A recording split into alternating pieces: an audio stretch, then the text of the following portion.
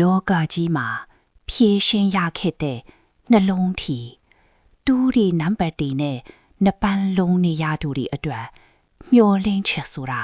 ဘလောက်တန်ဖိုးရှိသလဲဘဝရဲ့အမိုက်မောင်ဆုံးထောင်ကနေလင်းလက်လာမဲ့အလင်းရောင်တစ်ခုကိုဘယ်သူမှစောစောင့်မျှော်နေကြတာပါပဲဒီလိုအခက်အခဲတွေကြားကနေကဲတင်ရှင်တူ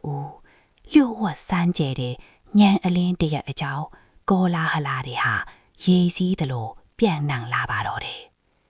ဘယ်သူကများဒီလိုထူးခြားတဲ့စွမ်းအားပိုင်ရှင်ထင်မလဲအမောင်ထူးထဲကလင်းလက်လာတဲ့ကျဲတပွင့်လိုကဲ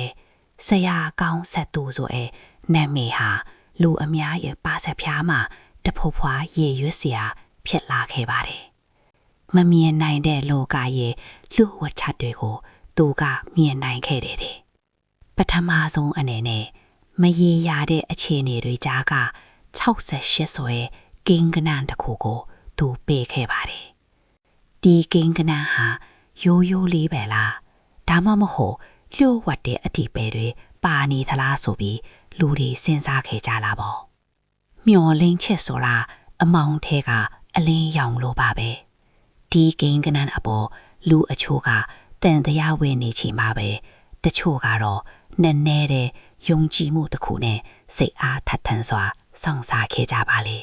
ပြီးတော့တကယ်ပဲအံ့ဩစရာကောင်းတဲ့အဖြစ်တစ်ခုဖြစ်လာခဲ့ပါရဲ့68ဟာအပြေမှန်ထိခဲ့တယ်လူတွေရဲ့စိတ်ထဲကပူပင်တော့ကတဲ့အားလုံးကိုလွင့်စင်ပြောက်ကွယ်သွားစေခဲ့ပါတယ်ရုတ်တရက်ဆိုသလိုပဲအခက်ခဲပေါင်းစုံနဲ့ရင်ဆိုင်ခဲ့လာတဲ့ဘဝတွေဟာအဆင်ပြေလာခဲ့လာတယ်စိတ်ဖိစီးမှုတွေကြောက်ရွံ့မှုတွေဟာလည်းဆရာကောင်းဆက်သူရဲ့ဉာဏ်ပညာကြောင့်လွင်ပြောင်းသွားခဲ့ပါတယ်ကုညီပန်ဖိုးမှုတွေအတက်ဂျေဆုတင်ကြောင်းပြသတဲ့အနေနဲ့လူတွေဟာဆရာစီကိုအမျိုးမျိုးသောပူဇော်မှုတွေနဲ့လှိုက်လဲစွာဂုဏ်ပြုခဲ့ကြပါတယ်ဆရာရဲ့စွမ်းအားကိုသူတို့မြင်တွေ့ခဲ့ရပြီလေဒီလိုအမခန်းအောင်မြင်မှုတွေရဲ့နောက်မှာနောက်ထပ်လူ့ဝက်ကဂိမ်းကနန်းတွေရှိလာအောင်မလားဆိုတဲ့မေးခွန်းတစ်ခုကလူတိုင်းရဲ့ရင်ထဲမှာပဲတွင်ထပ်နေခဲ့ပါတယ်